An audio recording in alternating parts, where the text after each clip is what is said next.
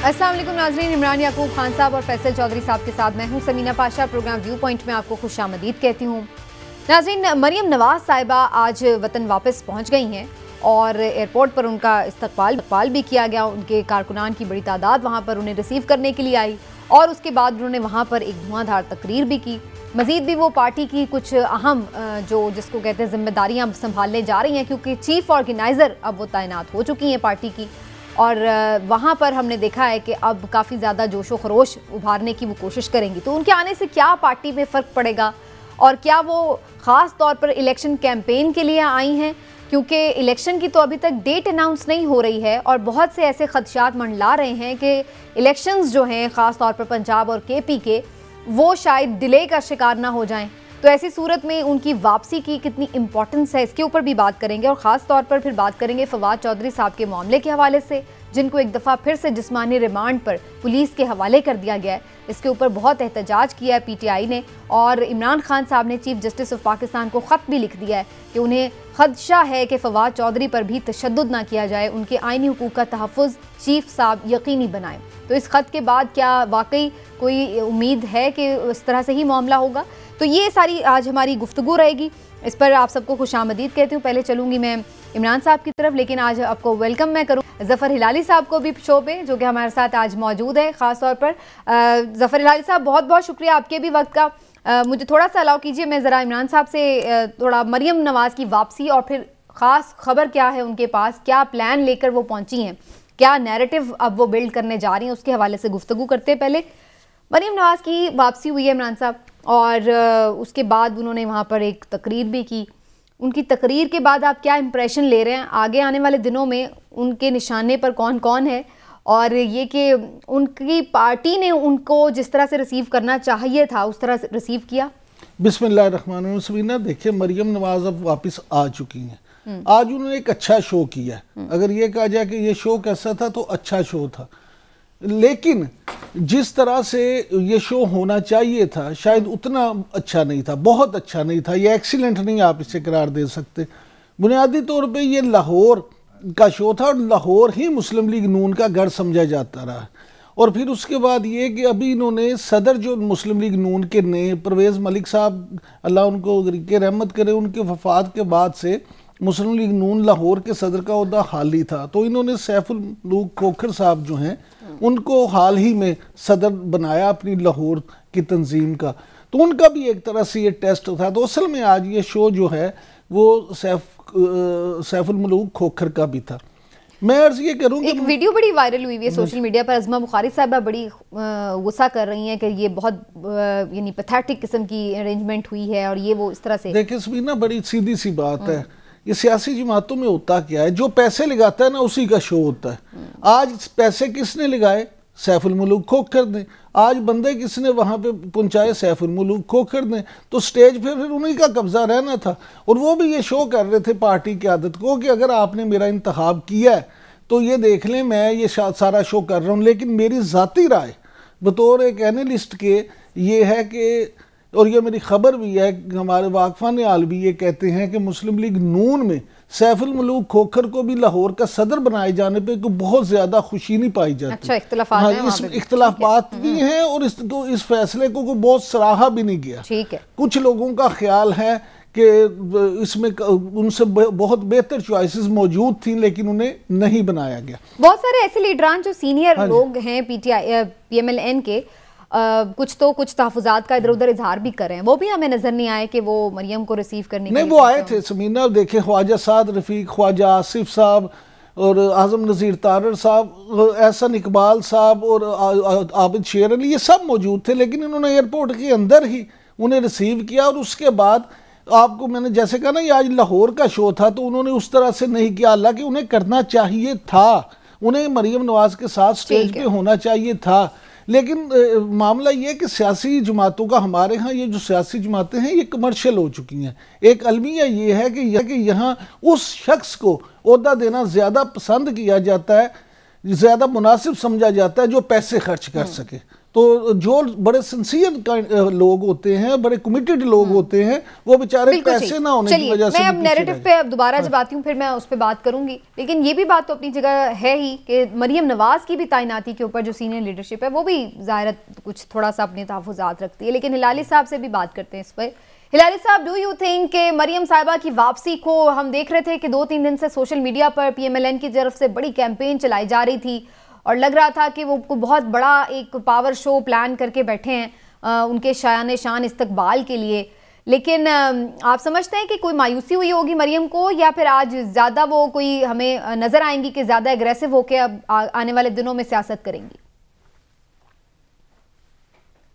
समीना, मायूसी तो ज़रूर हुई होगी, इसलिए सब लोग कहते हैं कि ये शो जो था, दिस वाज वो उस किस्म का पावर शो नहीं था जो हम समझते हैं कि इतनी तैयारी हो, इतने दिन पहले पता हो, और जैसे इमरान ने कहा एक नई लीडरशिप हो, तो it was far from being, वो क्या कहते हैं, एज इंथ्यूजियास्टिक, और ये लोग कह रहे थे खून गर्म करने आई है।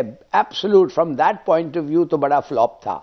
मगर एक दो चीज़ें मैं जल्दी से कह दूं। एक तो मैंने सुना है कि ये मीडिया कवरेज पे जितना इनका क्या कहते हैं इंसेंटिव्स दिए गया है मीडिया को कवर करने के लिए, शायद कम ऐसे रिसेप्शंस हो जिधर मीडिया कवरेज इतना वाइड स्प्रेड नहीं था। अब लगता है ऐसा है कि मीडिया पे खासा इनकरेजमेंट दिया गया था और मीडिया को कहा गया था कि आओ दिखाओ। दूसरी बात यह है कि लगता है कि ये एक फॉरवर्ड ग्रुप तो अब बन गया है ना PMLN में। शाहिद खाकान अब्बासी, मिफ्ता इस्माइल, दोनों ने अपने आप को डिस्टेंस किया इससे, दोनों पब्लिक अपीयरेंसेस कर रहे थे, दोनों कह रहे थे कि ये जो हुआ है, ये जो चंद महीने गुजर जो गए हैं, इसमें उनकी पार्टी का परफॉर्मेंस लाइक अदर पार्टीज इतना अच्छा नहीं था। तो मेरे ख्याल में ये जो और इस मरियम का अपॉइंटमेंट इतना डिसअपॉइंटिंग था सीनियर लीडरशिप के लिए कि वो कहते थे कि रखते इसको जरूर, शी हैज हर एडवांटेजेस, मगर जिस तरीके से उनको अलहदा करके इनको chief organiser of the second biggest party इन पाकिस्तान, यानी कि इनका क्रेडेंशियल्स है क्या ये कि कुछ चंद स्पीचेस की है इन द लास्ट 1-2 साल में। तो मेरे ख्याल में जो मामले हो रहे हैं नून में, वो I don't think it's very encouraging, और ना टर्न आउट इनकरेजिंग था, मगर यस कवरेज बहुत वाइड स्प्रेड थी, media coverage was wide spread. Alright, लेकिन इमरान साहब, आप इस बात से इत्तेफाक करेंगे कि जो पार्टी के इख्तिलाफात हैं वो हमें नज़र भी आएंगे आने वाले दिनों में, या बस ये 1-2 रहनुमा जिन्होंने तहफ़्फ़ुज़ात का इज़हार किया, थोड़ा सा डिस्टेंस कर लिया पार्टी से ख़ुद को, और बस यहीं तक ही बात होगी, उसके बाद फिर बाकी जो मामलात हैं देखा जाए तो अब असल में पार्टी जो है मरियम के हाथ में आ चुकी है।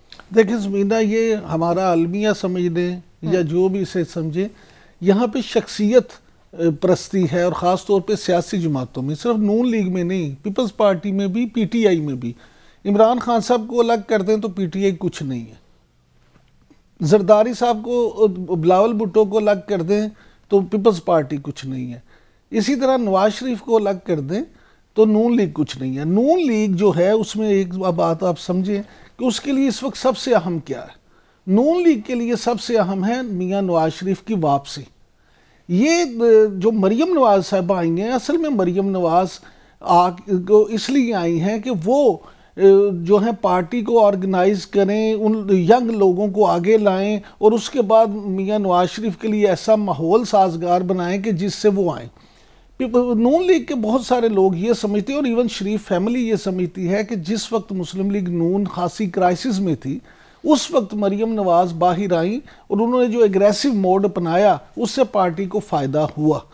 मैं कहता हूँ ये आप अगर उनका ये नज़रिया बिल्कुल सच भी मान लें, वो ठीक भी समझते हैं, तो लेकिन एक चीज़ को आपको ज़रूर देखना पड़ेगा, ऑन ग्राउंड क्या पोजीशन है। मरियम नवाज बहुत अच्छी लीडर हैं, मरियम नवाज बहुत अच्छी तकरीर करती हैं, मरियम नवाज क्राउड पुलर हैं, लेकिन क्या मरियम नवाज की पेनिट्रेशन ग्रास रूट लेवल पे अपने कारकुन तक है? नंबर 1। नंबर 2, क्या मुस्लिम लीग नून के कारकुन, तो क्या लीडर भी मरियम नवाज तक रसाई रखते हैं, तो मुझे ये कहने में कोई यार नहीं है कि नहीं। अगर आप पंजाब में इनके जो 160-62 MPs थे, ठीक कह रहे हो, तो मेरा नहीं ख्याल कि उनमें से 10 से ज्यादा MPs ऐसे हों जो डायरेक्ट मरियम नवाज तक रसाई रख सकते और मरियम को हाँ जी, 10 से ज्यादा किसी के नाम भी पता हो? नहीं, नाम तो उन्हें बेशक पता होंगे, लेकिन इसमें अब देखें जिस तरह शरीफ बरादरान का जो कॉम्बिनेशन था, मियां नवाज शरीफ जो थे वो पार्टी का फेस थे, और शहबाज स्पीड जो थी वो उन्होंने जो काम की और परफॉर्मेंस दी उससे मुस्लिम लीग नून को बूस्ट मिला था। उसी तरह मैं समझता हूं कि एक लीथल कॉम्बिनेशन है अगर मरियम नवाज और हमजा शहबाज ये दोनों मिले। क्यों? जो चीज़ें वहाँ नहीं हैं, हमजा शहबाज की पंजाब में अटक से लेके सादकाबाद तक, रहीम यार खान तक जो ग्रास रूट लेवल पे पेनिट्रेशन है, उन तक हर कारकुन की रसाई है, वो जाती तौर पे कारकुन उनको जानते हैं, वो कारकुनों को जानते हैं। और पॉलिटिकल भी एक वो पूरा इलेक्शन डे मैनेज करना चीजें, मरियम ने तो कभी इलेक्शन भी नहीं लड़ा। अब मैं यही अर्ज कर रहा हूँ ना, अगर इन्होंने वाकई ही पार्टी को सही मायनों में प्रोएक्टिव अप्रोच के साथ करना है तो इन्हें फिर इसी तरह से ये कॉम्बिनेशन लेके चलना पड़ेगा। ठीक, लेकिन बहरहाल ये एक अलग बात है ना कि हमजा शहबाज जो खुद वजीर आला भी जब बने तो क्या वो कोई इतना इम्प्रेसिव वो था, लेकिन वो एक अलग बात हो जाएगी। आपने अभी एग्रेशन की बात की मरियम के, आगे आने वाले दिनों में आपको ये एग्रेशन नजर आ रहा है कि वो दोबारा से एक एग्रेसिव बयानियां बनाने जा रही हैं एंटी एस्टैब्लिशमेंट? क्योंकि ये खबरें थी उनके आने से पहले कि PMLN ने दोबारा से एंटी एस्टैब्लिशमेंट बयानिए के ऊपर काम शुरू कर दिया। बिल्कुल, वो एग्रेसिव बयानियां बनाएंगी, और ख़ास तौर पे जो ये कहा जा रहा था कि 5 लोग जिनके नाम भी आए थे कि उनको टारगेट किया जाएगा। और वो असल में देखिए, इस मुस्लिम लीग नून को ये पता है कि जो मौजूदा 8-9 महीने की हुकूमत है उसमें उनके टोकरे में सिवाय तनकीद के और कुछ नहीं है। लिहाजा अब वो क्या करेंगे, अब वो 2018 की जो उनकी परफॉर्मेंस थी उसको बुनियाद बनाएंगे कि जी हमने तो ये कमालात कर दिए थे। नंबर 2, हमारी हुकूमत को किस तरह से उस वक्त ख़त्म किया गया, किस तरह से हमारे खिलाफ झूठे पर्चे किए गए, किस तरह से हमें पनामा में फंसाया गया, किस तरह से हमें पीछे घुमाएंगे। हाँ जी, वो लोगों को ये बावर कराएंगे कि हमारे साथ बहुत ज्यादतियाँ की गई थी और उसके बाद हमें ज़बरदस्ती किया गया। अगर हमारे साथ ये ना होता तो हम तो दूध और शहद की नहरें बहा देते। ठीक हो गया लाली साहब, ये तो प्लान तो बता दिया इमरान साहब ने कि उनका क्या है आने वाले दिनों में, लेकिन आपको ये प्लान कामयाब होता नजर आ रहा है? लोग क्या वाकई उनकी 2018 से पहले की चीजें और आदादो शुमार के ऊपर, फैक्ट्स एंड फिगर्स के ऊपर बिलीव करेंगे, या वो ये देखेंगे कि 8 महीने में उनके साथ क्या कर दिया गया है? तो आप समझते हैं कि एग्रेसिव होना ही खासा काफी होगा, या फिर ग्राउंड रियलिटीज में कोई कारकर्दगी होना भी इंपॉर्टेंट है? देखिए समीना, सीधी सादी बात यह है कि कोई इलेक्शन इस मुल्क में नहीं हो सकता है जिसमें इमरान खान विक्टर ना निकले, जिसमें उसका फतह ना हो। Let's get used to that. कोई इलेक्शन नहीं हो सकता, और इसलिए कि नहीं हो सकता कि आप देखेंगे अब क्या होने जाना है। मुझे पता चला है कि आखिरी 3 महीने जब रह जाएंगे, डॉक्ट्रिन ऑफ नेसेसिटी के तहत, वो जरूरियात के तहत एक इकोनॉमिक इमरजेंसी डिक्लेयर किया जाएगा। उस इकोनॉमिक इमरजेंसी वो अनकॉन्स्टिट्यूशनल एक्ट ना हो तो उसको लीगल कवर दिया जाएगा। और इस वक्त जैसे हम बात कर रहे हैं, इस वक्त लोग लॉयर्स को कंसल्ट कर रहे हैं कि ये इकोनॉमिक इमरजेंसी को लाके हम अपना टर्म को एक्सटेंड करें। इमरान खान ज़रूर प्रोटेस्ट करेगा, मगर लोग कह रहे हैं कि अगर 2/3 पार्लियामेंट्री सपोर्ट उनके पास हो, 2/3 अक्सरियत हो, तो फिर उनको लीगल कमिटी ये मिल जाएगा। देखिए सीधी सादी बात ये है, अमेरिकनों ने इन सो मेनी वर्ड्स कम्युनिकेट कर दिया है कि इमरान खान अनएक्सेप्टेबल हैं, और पार्टीज ने कह दिया है इमरान खान अनएक्सेप्टेबल हैं। और मेरे अपने ख्याल में जो इस्टेब्लिशमेंट है वो सोच रहा है कि इसका हम क्या करें। अगर वो अनएक्सेप्टेबल है, जो मेरे ख्याल में है इन लोगों को जिनका मैंने जिक्र किया है, तो उन्होंने ये भी कम्युनिकेट कर दिया है कि IMF तुम्हारी इकॉनमी को तबाह कर देगा अगर तुम हमारी बात नहीं सुनोगे, मगर अगर तुम सुनोगे फिर तुम्हारा बेल आउट पॉसिबल है। इसलिए आज कोई और मुल्क कोई और ग्रुपिंग तुम्हें बेल आउट करने के लिए है नहीं, तुम्हारे पास कोई ऑप्शन है ही नहीं। दूसरी बात, कोई इलेक्शन जो फेयर है वो हो ही नहीं सकता पब्लिक जब जो इमरान खान ना जीते।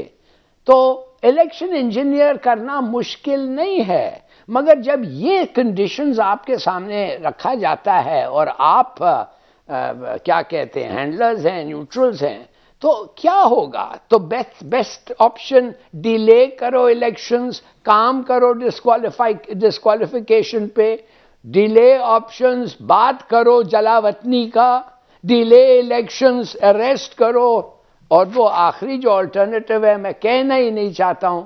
तो मेरे ख्याल में ये अब अवाम के ऊपर है, ये बड़ा सीधा साधा मसला बन गया है। ये हो ही नहीं सकता कि वो आएगी, 2-4 तकरीरें करेगी और सब चीज ठीक हो जाएगा। नो, ये है ऑप्शन। लेकिन इमरान साहब ये से जो जिस बात की तरफ हिलाली साहब इशारा कर रहे हैं, ये काफी जो सीनियर सहाफी हैं उनकी ये रिपोर्ट्स हैं कि ये मैसेज दिया गया है कि अनएक्सेप्टेबल है इमरान खान साहब और ये सारे मामलात, और उसमें इकोनॉमी को भी एज ए टूल ट्विस्ट करने के लिए इस्तेमाल किया जा सकता है। इस पर आपका क्या है तज्जिया? देखिए, बात सीधी सी है सबीना, जब हिलाली साहब हमारे साथ मुस्तकिल यहाँ बैठते थे उस वक्त भी हम दोनों इस प्रोग्राम में ये बात करते थे कि ये बात आप समझिए कि अगर इमरान खान को ही दोबारा लाना होता, इतनी जल्दी लाना होता, तो उन्हें निकाला क्यों जाता? अब बात यह है कि दो चीज़ें यहाँ बड़ी समझने वाली हैं। एक तो ये कि हिलाली साहब जो कह रहे थे ना कि वकला से कंसल्टेशन की जा रही है, तो हिलाली साहब हमारे वाकफा नियाल तो ये कहते हैं कि ये तमाम चीज़ें तय हो चुकी हैं। अब वकला ने जितने इन्हें मशवरे देने थे वो मशवरे दिए जा चुके हैं, रोड मैप बनाया जा चुका है, और उन तज्जियाकारों के मुताबिक जो इस्लामाबाद और पिंडी की फ़िज़ा को ज़्यादा बेहतर अंदाज में समझते हैं, वो ये कहते हैं कि इलेक्शन का अभी दूर दूर तक कोई उन्हें जो है ना इम्कान नज़र नहीं आता। दूसरी बात ये कि पंजाब में जो निगरान हुकूमत कायम की गई है उस पर बड़े तहफ़्फ़ुज़ात हैं PTI के, लेकिन आप ये देखें कि इमरान खान जो भी तहफ़्फ़ुज़ात का इज़हार करें, यहाँ पे भी अभी तक गवर्नर पंजाब ने या गवर्नर KP ने किसी ने भी इलेक्शन का शेड्यूल ही नहीं दिया। तो अगर इलेक्शन होना हो तो शेड्यूल तो कम अज़ कम होता है। तीसरी बात ये है कि फिर वो जो मर्दमशुमारी की बातें होती हैं, ये चीज़ें होती हैं, नई वोटिंग लिस्टों की बात होती है, तो वो एक्सक्यूजेस तो काफ़ी आ रहे हैं, अभी ये काफ़ी चीज़ें हैं। और असल चीज़ यही है जो देखें, महंगाई अभी मज़ीद होने को, और वैसे भी आप ये देखें कि ये पहले सबसे शहबाज शरीफ साहब ने कहा था कि उन्होंने अपनी सियासत नहीं बचाई बल्कि रियासत बचाने के लिए वो हुकूमत में आए हैं। तो आप हिलाली साहब आप देखें कि फिर वही बात अब दोहराई है आपके इसहाक डार साहब ने। उन्होंने भी कहा है कि जी हमारे लिए तो बड़ा अच्छा था, हम सियासत बचा लेते, लेकिन हमने रियासत बचाने को तरजीह दी। अब वो यही बयानियाँ लेंगे साथ। और मुआशी एमरजेंसी की जो आपने बात की है, देखें अभी जो महंगाई होने वाली है और जिस तरह से डॉलर पिछले 2-3 दिन में उसका जो हाल हुआ है, तो लोग तो ये कहते हैं कि पेट्रोल भी अब महंगा होगा। जब पेट्रोल महंगा होगा तो उससे दुनिया की हर चीज़ महंगी होगी। तो फिर आप देखें कि उसके बाद होगा क्या। कल मुझे एक माहिर ये ज़राअत बता रहे थे, उन्होंने कहा जो हालात हैं इस वक्त अगर यही हालात रहे तो अगले फसल जो आएगी चावल की, तो उसमें शायद चावल 500 रुपये किलो पे चला जाए। यानी आएगा आदमी, गरीब आदमी रोटी और चावल जो है, अगर आटा और चावल की बेसिक चीजें करके इलेक्शन में जाने को तो जाहिर तरजीह नहीं देंगे और हर मुमकिन कोशिश होगी कि इलेक्शन डिले किया जाए। एक छोटा सा ब्रेक लेते हैं, ब्रेक से वापस आते हैं। फवाद चौधरी साहब का केस है, इसके ऊपर खास तौर पर बात करेंगे। क्या दोबारा से उनका जिस्मानी रिमांड देना ज़रूरी था और इसको कैसे लोगों ने एक्सेप्ट किया है, कैसे उस पर रिएक्ट किया, इसके ऊपर बात करते हैं ब्रेक के बाद।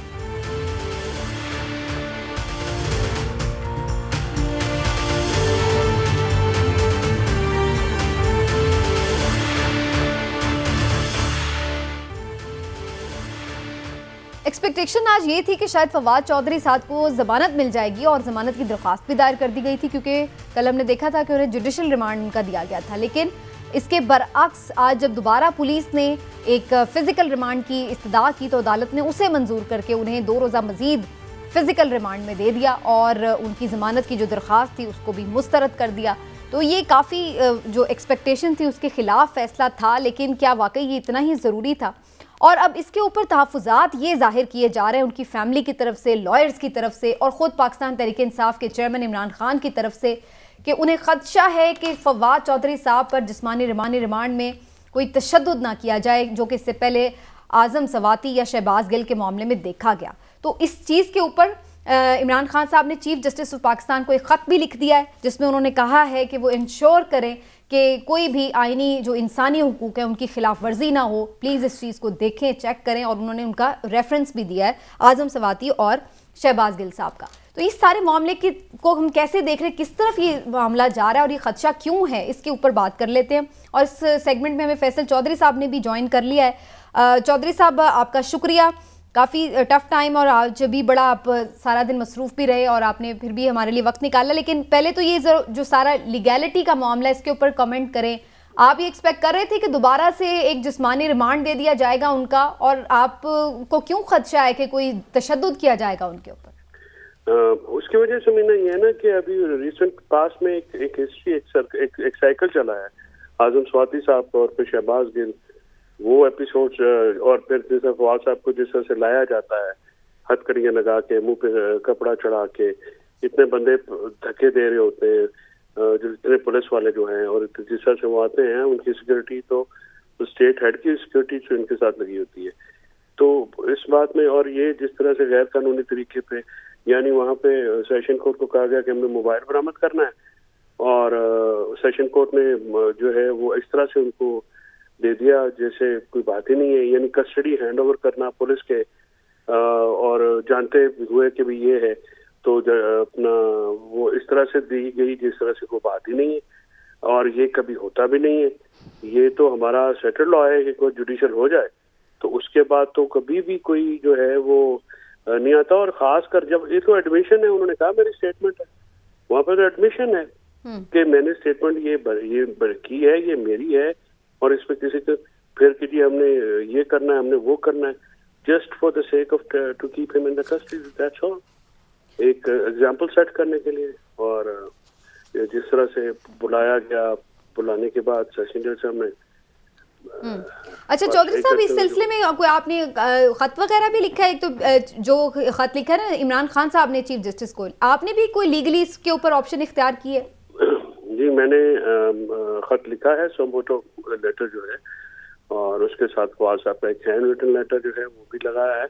मैंने सोमोटो एक्शन के लिए जो है एक रिक्वेस्ट भेजी है चीफ जस्टिस पाकिस्तान को भी, और ये उनसे ये दरख्वास्त की है कि उनके ऑनर एंड डिग्निटी जो है और उनके फंडामेंटल राइट्स जो है वो शेयर किए जाएं, क्योंकि जो चीजें जो हो रही हैं पिछले चंद दिनों से, तो उससे एक सेंस ऑफ टेरर और फियर अक्रॉस द कंट्री फैला हुआ है। जाहिर है लोग जो इस तरह से कि बड़ी लोग जो है उनका उन पे पर्चा हो जाना, ये तो चाहे वो कितना भी बोगस हो। चौधरी साहब, ये भी खदशा जाहिर किया जा रहा है कि कहीं उन्हें कहीं और शिफ्ट किया जाएगा, क्योंकि मैं ये भी खबरें देख रही थी कि पीटीआई कारकुनान को भी अलर्ट रहने के लिए कहा गया कि अगर उनको कहीं शिफ्ट किया जाता है तो उस सूरत में भी वो नजर रखें।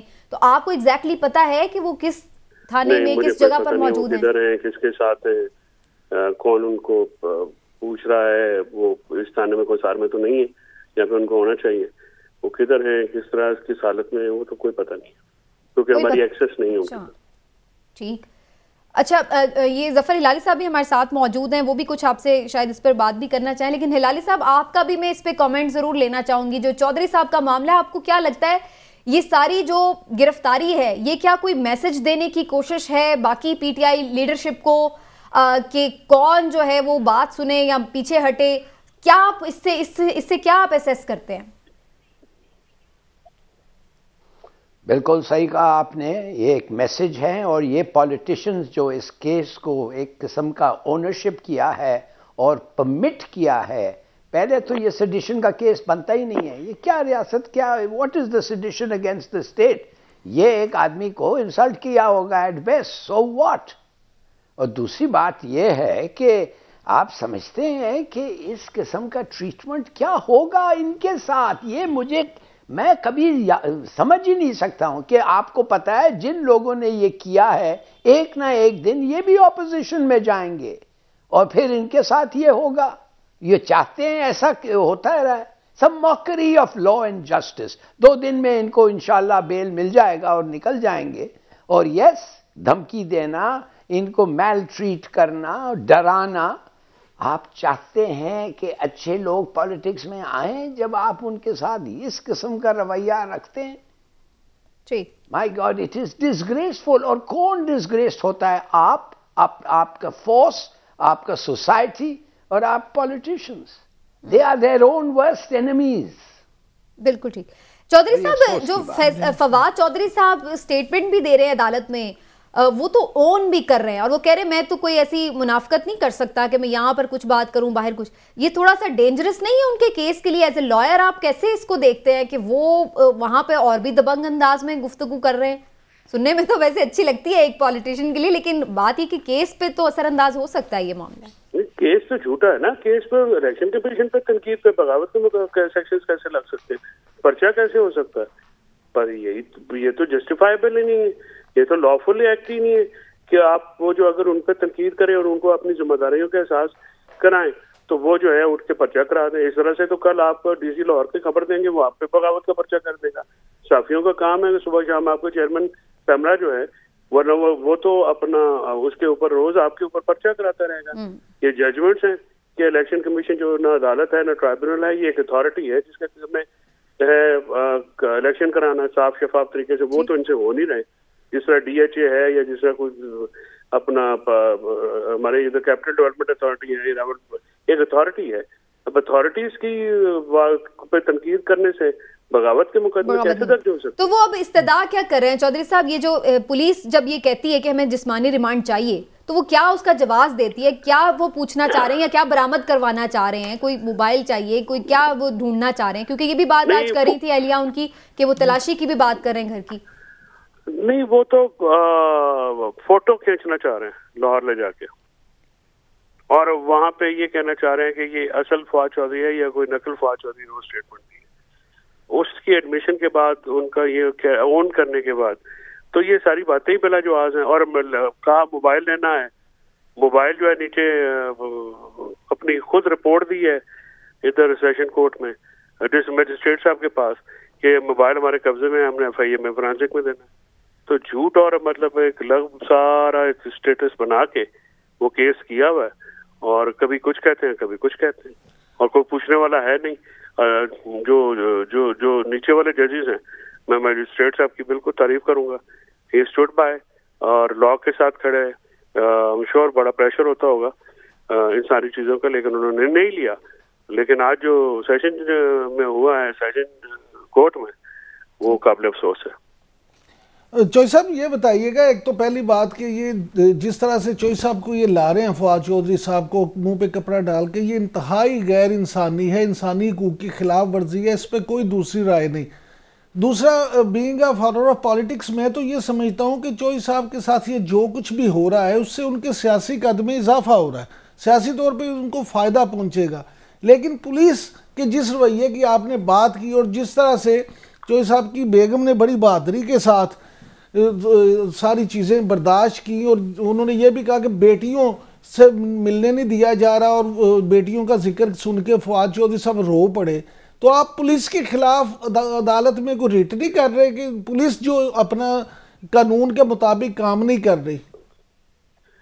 नहीं सर, इधर रिट करने का मतलब आप अंदाजा लगाएं, एक आदमी को जुडिशियल करने के बाद उसको सेशन जज बुला के दोबारा उसी पुलिस के हाथ में दे देता है। इधर किसके पास जाएंगे? किसके पास दाद रसी के लिए जाए? इसलिए तो मैंने चीफ जस्टिस साहब को सो मोटो का खत लिखा है आज कि ये आपके सुप्रीम कोर्ट के मेंबर हैं, वकील हैं, सीनियर पॉलिटिशियन हैं, इलेक्टेड आपके फॉर्मर फेडरल मिनिस्टर हैं। उनके साथ अगर ये हो रहा है तो आम आदमी जो डर और खौफ की कैफियत में मुब्तला हो गया है कि ये क्या हो रहा है, किस कदर खौफनाक बातें हो रही हैं। चौधरी साहब, आपको क्या लग रहा है, अभी ये केस ज्यादा लंबा चलता नजर आ रहा है आपको, या फिर भी आप एक्सपेक्ट कर रहे हैं कि शायद इसमें कुछ 2-1 दिन बाद रिलीफ मिल जाएगा, जमानत भी हो जाएगी? अगर तो मेरिट पे हो तो अब तक फारग भी हो जाना चाहिए था, लेकिन अब देखते हैं कैसे इसको चलता है, जो भी होगा उसको देखेंगे इंशाल्लाह। लेकिन जो साहब बज़ाहिर अब मजीद ये इसमें रिमांड तो नहीं दे सकते, क्योंकि 2 दिन में अब रिमांड में मजीद क्या ये मांगेंगे? ये कुछ भी मांग सकते हैं सर, ये कुछ भी कर सकते हैं, इसमें आपको क्या मतलब आपको हैरानगी नहीं होनी चाहिए अगर ये मजीद 8 दिनों का रिमांड मांगे और ये कहें और वो कहें। कल आपको ये भी हैरानगी ना हो कि अगली आपकी बात जो है मेरी जेल में हो। तो ये इनमें से हर चीज एक्सपेक्ट की जा सकती है। ये हुकूमत नहीं है, ये एक बिल्कुल आप समझे बरतानवी साम्राज्य का अक्स है। ये रहते भी उधर हैं, इनके घर बार भी उधर हैं, इनकी सोच भी कॉलोनियल है, इनके जो है एम्बिशन भी काले हैं, और ये मुखालफीन को ये करके तो ये लंदन इंटरफेरेंस से सारा हुआ है। कल जो है वो अल्लाह ताला आपके हक में बेहतर करे। ऑल द बेस्ट चौधरी साहब, thank you so much for your time. एक छोटा सा ब्रेक लेते हैं, ब्रेक से वापस आते हैं तो कुछ बात करते हैं कि इमरान खान साहब ने आसिफ जरदारी पर इल्ज़ामात लगाए, पीपल्स पार्टी उस पर बड़ा सख्त रिएक्ट कर रही है। थोड़ी इकॉनमी को भी देखेंगे कि क्या हम ये समझें इसहाक डार साहब ने बिल्कुल हाथ खड़े करके जब मामला अल्लाह पे ही छोड़ दिया है तो इसका मतलब तो यही है कि वो फिर नाकामी का एतराफ़ भी कर रहे हैं। तो एक छोटा सा ब्रेक लेते हैं, वापस आते हैं, काफ़ी कुछ है ब्रेक के बाद।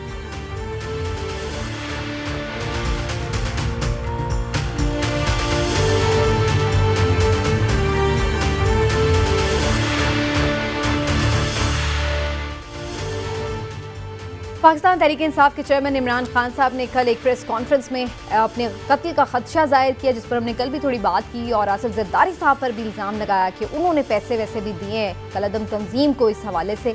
और इसके ऊपर पीपल्स पार्टी का बड़ा रिएक्शन आया और वो कह रहे हैं कि जनाब इस पर हम कानूनी चाराजोई भी करेंगे और लीगल नोटिस भेजने का ऐलान किया इमरान खान साहब को। बिलावल भुट्टो जरदारी साहब ने भी ट्वीट में कहा है कि उन्होंने उनके जो वालिद हैं आसिफ अली जरदारी साहब और जो दीगर लीडरशिप है उनकी ज़िंदगी को ख़तरे में डाल दिया इस किस्म का बयान देकर। हिलाली साहब, आपके ख्याल से इमरान खान साहब के ये जो कत्ल करने का मुबैना खुदा न खास्ता मंसूबा है और पहले उनके ऊपर एक हो भी चुका है असैसिनेशन अटैम्प्ट, तो उसके बाद कितना इसको सीरियस लेने की ज़रूरत है? और आप समझते हैं कि जरदारी साहब के ऊपर इल्ज़ाम लगाना इस तरह से आकर ये कोई मुनासिब मामला था? समीना, इधर तो कोई सब लोग तो समझते हैं कि ये सच है। ज्यादातर लोगों को अगर पूछो तो कहते हैं कि हाँ ये सब एक एक के कातिल हैं और किया है, और एक कहानी पे कहानी आपको सुने आएगा। याद है आपको वो जब मारे गया, याद है आपको वो जब मारे गया। भाई ये माफिया स्टेट है, सब लोग समझते हैं कि ऐसी चीजें हो सकते हैं, और अब वो देख रहे हैं कि at the level of president और प्राइम मिनिस्टर ये एक्यूजेशंस चल रहे हैं, तो आखिर वो तो बड़े सीरियसली कह रहे हैं ना, बच्चे तो नहीं हैं। तो इसका मतलब क्या? मैं समझता हूं इस किस्म के एक्यूजेशन के बाद मैंने ट्वीट किया है कि इसके बाद हम इस मुल्क के बारे में, इस सोसाइटी और इस स्टेट के बारे में क्या सुनना चाहते हैं? जीरो, नथिंग लेफ्ट, अब रहा नहीं यहां कुछ। तो आप मुझे कह रही हैं कि ये कैसे होना चाहिए? मेरे ख्याल में वो मैं तो क्या इमेजिनेशन बगल्स, ये कैसे हो सकता है? और सोचिए तो सही, एक ये they are taking it seriously जैसे लेना चाहिए, और एक एक को सू कर रहे हैं। अब कोर्ट में आएगा, अब पता नहीं और क्या उधर निकलेगा। अच्छा, लेकिन इमरान साहब आप नहीं समझते कि अगर ये सू कर रहे हैं तो उससे एक तरह से फायदा ही है, क्यों कि कम से कम इस मामले की तहकीकात तो शुरू हो जाएंगी ना, वरना तो हमारे यहाँ तहकीकात ही नहीं हो रही होती। तो अब ये कि जब कोई इन्हें बुलाएगा, इनसे पूछेगा भाई आपके पास क्या सबूत है जो आपने इल्ज़ाम लगाया, तो कुछ बात तो खुलेगी। समीना देखें, बात ये है कि हर एक्शन का रिएक्शन होता है, और इमरान खान साहब का ये वतीरा रहा है कि वो बगैर समझे सोचे किसी पे भी कुछ भी इल्ज़ाम लगा देते हैं। माजी में देखें, अगर इनकी जान को ख़तरे की बात करें, पहले उन्होंने प्लान ए किया और जिसमें कहा कि उन्होंने वीडियो रिकॉर्ड करा दी है और उनको कुछ लोगों से ख़तरा है जो उन्हें मारना चाहते हैं, उनका इशारा जिस तरफ था आपको पता है। उसके बाद उन्होंने प्लान बी दिया, उन्होंने कहा जी एक प्लान बी है जिसमें देखें जी, उन्होंने जर्नैलों के भी कुछ नाम लिए कि अब उन्होंने प्लान सी दे दिया कि जी ये प्लान सी है और ये है कि जिसमें जरदारी ने दहशतगर्द तंजीमों को पैसे दे दिए। भाई अल्लाह आपका भला करे, अगर ऐसी बात है, आपकी जान बहुत कीमती है, आप मुल्क के मकबूल तरीन सियासी रहनुमा हैं, आप एक्स प्राइम मिनिस्टर हैं, आप इस कौम के हीरो रहे हैं, तो सबूत के साथ बात करें, आप बताएं कि जी ये सबूत है, देखें। अब मैं समझता हूं कि जब आपने, बिलावल भुट्टो ने बिल्कुल ठीक कहा है, इस बयान के बाद इमरान खान साहब के जो चाहने वाले हैं उनकी तरफ से बिलावल भुट्टो को, जरदारी साहब को, उनकी ज़िंदगियों को, उनके ख़ानदान की ज़िंदगियों को बिल्कुल ख़तरा हो सकता है। ये उनका आइनी और कानूनी हक है, उन्होंने अच्छा किया ये फैसला करके कि वो अदालत में जा रहे हैं। अब या तो इमरान खान साहब उसमें जाके सबूत पेश करें, या फिर ये माजी की तरह उस पर माफ़ी मांग ले कि जी मुझे गलत पता चला था। लेकिन ये बात क्लियर ज़रूर होनी चाहिए ताकि आइंदा के लिए कोई किसी पे इस तरह से ना करे। पाकिस्तान में इन कवानीन का मजबूत होना बड़ा ज़रूरी है। डेफर्मेशन के जो मामलात हैं वो इतने स्ट्रॉन्ग हो कि कोई भी किसी के बारे में ऐसे मुंह उठा के कोई बात ना कर दे। बिल्कुल ठीक है। और अगर इसमें इल्जामात की जो भी सदाकत है, कोई सबूत प्रूफ है, तो अच्छा है कि एक रेलेवेंट फोरम पे वो सामने भी आ जाए। बिल्कुल। और अगर सबूत समीना, और अगर सबूत हो तो फिर सजा भी मिलनी चाहिए। देखें, अगर मेरे खिलाफ, आपके खिलाफ या जरदारी साहब के खिलाफ कोई भी सबूत हैं तो फिर सजा भी मिलनी चाहिए। फिर इस बात को इसी तरह रद्द नहीं कर देना चाहिए, रद्द नहीं करना चाहिए। लेकिन बहरहाल जनाब, ये भी तो एक इसमें प्रॉब्लम है ना हिलाली साहब के, ये एक पीटीआई की तरफ से क्लेम किया जा रहा है कि सिक्योरिटी हटा ली गई है खान साहब की रिहाइशगाह के बाहर से, जो थी इजाफी, जो भी उन्होंने मेरा ख्याल है कुछ केपी के भी लोग बुलाए हुए थे सिक्योरिटी फोर्सेस। तो आप समझते हैं इससे तो फिर और उनकी बात को तकवीयत मिलती है कि शायद ये क्यों, फिर अगर उनकी जान कीमती है उनके लिए भी उतनी ही, तो सिक्योरिटी तो ज्यादा होनी चाहिए उनके पास। बिल्कुल सही। ये आपको याद नहीं दिलाता है लियाकत बाग जब बेनज़ीर का असैसिनेशन के दिन, जब पूरा उसका पूरा जो टोला था उधर पुलिस का, उनको रीडिप्लॉय कर दिया। अभी तक लोग उस पर बात करते हैं और कहते हैं वो क्या, व्हाट वाज द रीज़न, वो क्या वजह था कि पूरे को रीडिप्लॉय करके उनको डिफेंसलेस छोड़ दें। देखिए ये जो हरकतें ये लोग करते हैं, आखिर में इनके खिलाफ ये रिबाउंड करता है। और मैं समझता हूं कि एज ए सिटिंग गवर्नमेंट, और ख़ास तौर अगर आप इंटीरियर मिनिस्टर हैं ऑफ अ सिटिंग गवर्नमेंट, मैं तो कहूँगा आई डोंट केयर मेरे अपने कॉलीग्स मेरे बारे में क्या कहें, मैं अपना पुलिस छोड़ के मैं कहूँगा उधर जाओ, उसको बचाओ। इसलिए तो उसकी तो ज़िंदगी मेरी जिम्मेवारी है, और अगर उसको कुछ हो गया, यू कैन इमेजिन मुझे क्या होगा। जाओ जाओ उधर जाके उनको गार्ड ड्यूटी दो। ठीक। अच्छा हिलाली साहब, हिलाली इनका ख्याल कैसा है? हिलाली साहब वैसे भी देखें, अगर इमरान खान साहब को खुदा न खास्ता कोई नुकसान पहुंचता है तो बात तो सीधी हुकूमत पे आएगी। तो हुकूमत को तो वैसे ही ये सूट करता है कि उनकी सिक्योरिटी बेहतर हो ताकि उन पे ये इल्जाम ना आए। बिल्कुल, राना सनाउल्लाह साहब तो खुद ही ऑन रिकॉर्ड कह रहे हैं कि गैर मुल्की एजेंसियां उन्हें टारगेट कर सकती हैं। यही, लेकिन जो इमरान खान के नाकदीन हैं उनका ये कहना है कि एक वजह ये भी है कि क्योंकि इमरान खान साहब की सिक्योरिटी कम की गई है, इसलिए इमरान खान साहब ये कार्ड खेल रहे हैं कि उनकी जान को खतरा है ताकि उनको सिक्योरिटी वो वापस दी जाए। तो बहरहाल जो भी है ये चीज क्लियर अच्छी बात है। हाँ जी, अगर वो ऐसा समझते हैं कि उन्हें सिक्योरिटी चाहिए तो उनको मिलनी चाहिए, चाहे वो उसके लिए सिंपली मांग लें या जैसे भी। बहरहाल एक अटैक उनके ऊपर हो चुका है। असल सीरियस इशू ये भी है ना हिलाल साहब के, एक अटैक तो हो चुका है। नहीं, हम अटैक होने का इंतजार ही क्यों करें? भाई अटैक होना कोई जरूरी है? अगर किसी की जान को खतरा है तो उसे सिक्योरिटी मिलनी चाहिए। थोड़ा इकोनॉमी को भी जी डिस्कस कर लेते हैं। कल इसहाक डार साहब बड़े गुस्से में प्रेस कॉन्फ्रेंस करते नजर आए और लोगों को सारे उनके ऊपर गुस्सा है और वो पता नहीं किस पे गुस्सा निकाल रहे थे। वो इमरान खान साहब को जिम्मेदार ठहरा रहे थे सारे मामलात का। लेकिन असल कहानी यही है कि डॉलर को कंट्रोल करने जिस तरह से वो आए थे और जो कोशिश भी उन्होंने की, सब ये कह रहे हैं कि मसनूई तौर पर डॉलर के रेट को फिक्स रखने की वजह से बहुत ज़्यादा क्योस हुआ है और IMF को भी उन्होंने नाराज़ किया है। तो ये दो बुनियादी वजूहात हैं जो मईशत जो है जितनी ज़्यादा बुरी हालत में है, और उसके बाद अब वो हाथ झाड़ के कह रहे हैं कि अल्लाह ताला खुद ही जो है संभाल लेगा मईशत, उसी के ज़िम्मे है इसकी पाकिस्तान की तरक्की और खुशहाली। तो ये इमरान साहब आपके ख्याल से कोई एतराफ़ शिकस्त है कि उन्होंने मान लिया कि जिस काम के लिए वो आए थे वो हुआ नहीं उनसे? समीना, मुझे तो एक बात का पता है, सादा सी बात है कि जब किसी शख्स ने अपनी जिम्मेदारी से भागना हो तो उसके पास दो ऑप्शन होते हैं। हिलाली साहब, एक ऑप्शन ये होता है कि वो अपनी नाकामी का मलबा किसी दूसरे पे डाल देता है और दूसरा ऑप्शन ये होता है कि वो सब कुछ अल्लाह पे छोड़ देता है, कहता मेरे वासदी नहीं गाल अल्लाह जाने तो जाने। तो इसहाक डार साहब ने बड़ी कमाल खूबसूरती के साथ ये दोनों ऑप्शन खेले हैं, उन्होंने ये दोनों ऑप्शन इस्तेमाल किए हैं। उन्होंने इस तरह से मेरी नज़र में उन्होंने इतराफ़ जुर्म कर लिया है, उन्होंने ये तस्लीम कर लिया है कि उनसे कुछ नहीं हुआ, इसके ज़िम्मेदार इमरान खान है, लिहाजा आप या तो इमरान खान साहब को बुरा भला के तो या फिर अल्लाह से दुआ करें, मैं नहीं साढ़े ते ना रहना, जागते रहना। मेरे ख्याल में हिलारी साहब क्या ही अच्छा होता ना इस इतराफी शिकस्त के बाद वो फिर रिजाइन भी कर देते कि जिस काम के लिए मैं आया मैं नहीं कर सका, चाहे उसकी वजूहात जो भी थी, लेकिन मैं कर नहीं सका तो मैं रिजाइन करता हूँ। ये तो उन्होंने नहीं किया अभी तक। मगर समीना आपको याद होगा कि प्राइम मिनिस्टर ने खुद कहा था चंद दिन पहले कि मैं खुद निगोशिएट करूंगा IMF के साथ, और वो टीम को उन्होंने दावत दी और वो टीम के साथ इन्होंने निगोशिएट किया। तो मैंने कहा यार वो तो एक जॉइंट सेक्रेटरी वो टीम को लीड करता है, हमारा प्राइम मिनिस्टर कह रहा है उसके साथ निगोशिएट करेगा, ये क्या हो रहा है इधर।